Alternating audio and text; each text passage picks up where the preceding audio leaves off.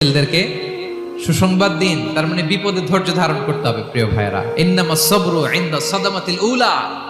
বিপদে আমরা অনেক সময় প্যানিক হয়ে যাই, অস্থির হয়ে যাই, কি করব, হতাশ। না, মুমিনরা হতাশ হয় না, ধৈর্য ধারণ করে। কি করে? কি করে?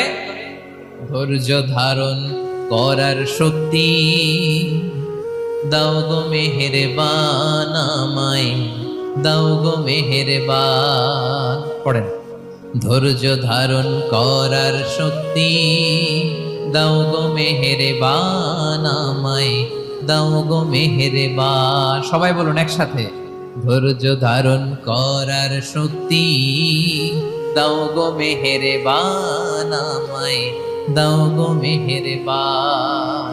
বুকের ভেতর ব্যথার নদী বইছে অবিরা, বইছে